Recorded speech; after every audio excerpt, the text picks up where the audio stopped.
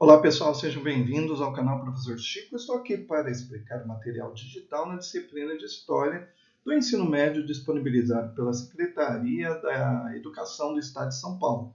A ideia desse espaço é reforçar o que você aprendeu em sala de aula. Por isso, deixem suas dúvidas nos comentários e inscreva-se no nosso canal. O tema da aula de hoje será modos de vida e hábitos culturais ao longo do tempo, quilombos e comunidades quilombolas. É um tema da segunda série, aula 9, terceiro bimestre, etapa ensino médio. Vem comigo. O tema, então, o conteúdo será resistência negra através dos quilombos, comunidades quilombolas ontem e hoje. Vamos lá? Aqui o material traz para a gente, né, um vídeo dos quilombolas da Amazônia, tá? E algumas reflexões em cima disso. Olha lá, o que é ser quilombola, segundo o relato da comunidade de Cachoeira Porteira? Como a comunidade aborda o legado da escravidão? Quais as permanências? Quais as mudanças? Né? Discutam. Então, o professor em sala de aula, né, irá apresentar esse vídeo aí sobre a comunidade quilombola de Cachoeira Porteira, tá? E aí você vai, junto com o professor, responder aí o que é ser um quilombola, né, segundo o vídeo, e como a comunidade aborda a herança da escravidão, né? Então, aí com o professor você vai estar fazendo essa reflexão. Ok? O material traz para a gente alguns textos aqui, né, para a gente poder aprofundar. Tá? Quilombos, né? Costuma-se pensar o quilombo como refúgio de negros escravos fugitivos. Né? Então, quando geralmente a gente acaba até replicando essa ideia, né? O que é um quilombo? É um local onde os escravos fugiam das fazendas para se refugiar, né, contra a opressão dos fazendeiros ali. Mas será que é isso mesmo? Né? Então o texto ele vem trazer luz ou uma nova ideia sobre esse conceito de quilombo. Então aqui o texto começa, costuma pensar o quilombo como refúgio de negros escravos fugitivos. Mas de onde vem essa ideia? Né? Essa ideia trata-se de uma formulação que vem desde o período escravista. Em 1740, o Conselho Ultramarino, órgão colonial responsável pelo controle central patrimonial, considerava quilombo toda a habitação de negros fugidos que passem de sim, em parte despovoada, ainda que não tenham ranchos levantados nem se achem pilões neles. Né? Pilões é aquele objeto, artefato, né, que era usado para triturar milhos, né, alguns cereais ali. Apesar de terem passado centenas de anos, essa ideia distorcida de quilombo ainda permanece entre nós.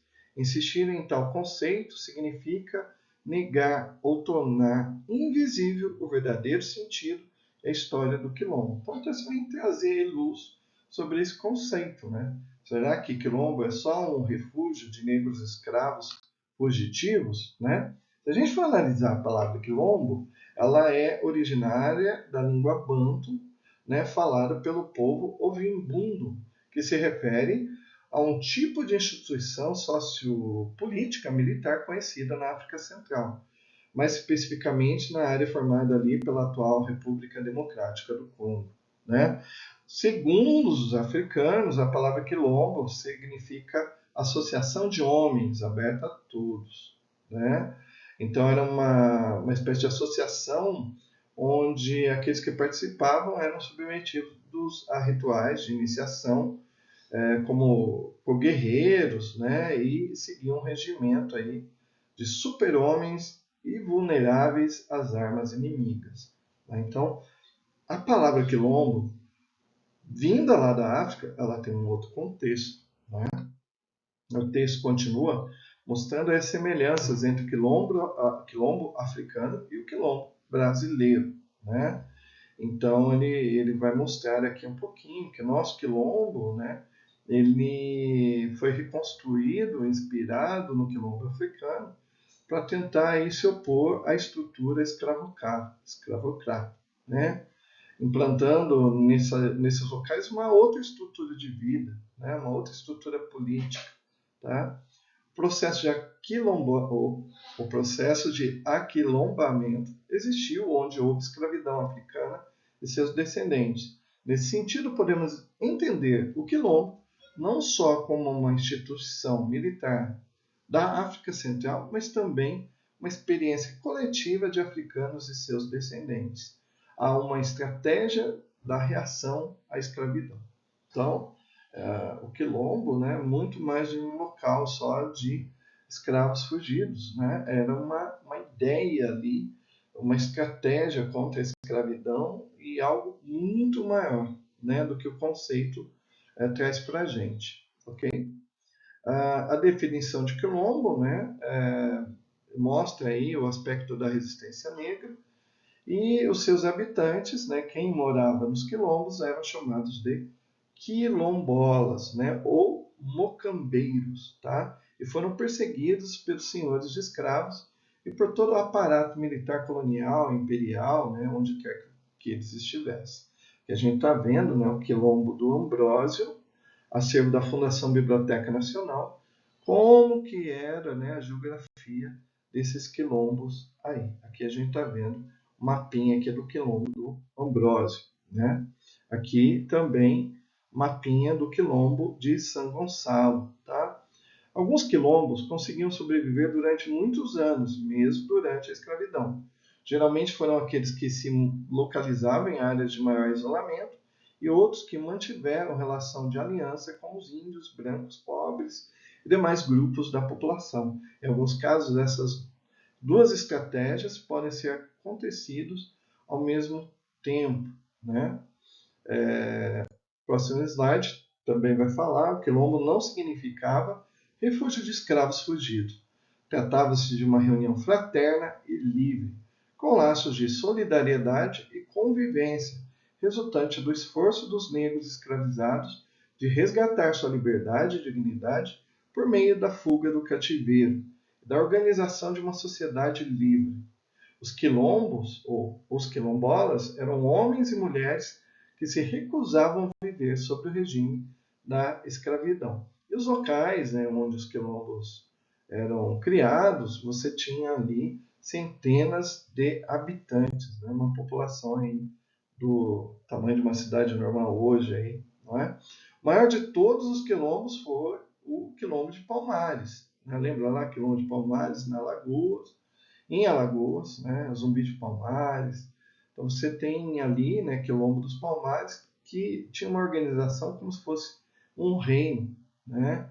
E da onde eles tiravam ali o seu sustento, né? Muitos ali de plantações, mesmo no Quilombo, e também de saques dos engenhos, fazendas e povoações ali, onde os quilombolas iam buscar comidas, armas, né? E resgatar ali pessoas, tá? Então era essa mais ou menos o dia a dia, no cotidiano ali dos quilombos. Aí você, em sala, você vai aprofundar mais esse texto junto com o seu professor, tá? Aqui traz uma representação do Zumbi dos Palmares, né? E também um vídeo, né, falando aí as guerras de Palmares. Aí com o seu professor, você vai também estar aprofundando aí, vendo o vídeo, falando das guerras de Palmares. Mocambos e quilombos, ontem e hoje. Mocambos seria ali uma comunidade também, tá? Que ajudavam principalmente os escravos que fugiam das fazendas. É uma comunidade rural. Os quilombos também, né, uma comunidade aí onde os escravos ficavam e tentavam criar uma nova sociedade ali, né, um ajudando o outro para conseguir sobreviver. A partir do texto do slide a seguir, identifique em nossa trajetória histórica a invisibilidade acerca das comunidades quilombolas, que ainda lutam por terra, identidade e cidadania. Né? Porque a gente não conhece ainda os quilombos e os quilombolas. Né? Então, como é que foi essa trajetória histórica aí? Porque os quilombos ainda são invisíveis. Né? E aí a gente tem outro texto, o texto 1, Mocambos e Quilombos, uma história do campesinato negro no Brasil, que vai aprofundar um pouquinho aí, né? Lembrando que isso foi uma construção, né? O que aconteceu com os quilombos depois de 1888, com o fim da escravidão, né? Eles desapareceram? Não, eles nunca desapareceram, né? E aqui o texto vai falar um pouquinho disso. Ó. Os vários quilombos, que já eram verdadeiras microcomunidades camponesas, continuaram se reproduzindo, migrando, desaparecendo, emergindo e se dissolvendo no emaranhado das formas camponesas do Brasil de norte a sul. Então, os quilombos ainda resistem, né? Somente hoje eles assumiram a ideia do quilombo cultural para manifestar aí a cultura dos antepassados, tá? O texto continua falando um pouquinho disso, né? No pós-abolição, o processo de invisibilidade foi gerado pelas políticas públicas ou falta delas, então houve uma intencionalidade, né, no pós-abolição para que essas comunidades se tornassem invisíveis, tá? O material traz aqui uma correção, tá? Junto com o professor você vai estar aprofundando isso, ok? E uma nova discussão, né, através das comunidades quilombolas. Quais são os direitos garantidos às comunidades quilombolas de acordo com as legislações mencionadas no texto? Quais são os principais desafios enfrentados pelas comunidades quilombolas em sua luta por reconhecimento na terra e políticas públicas?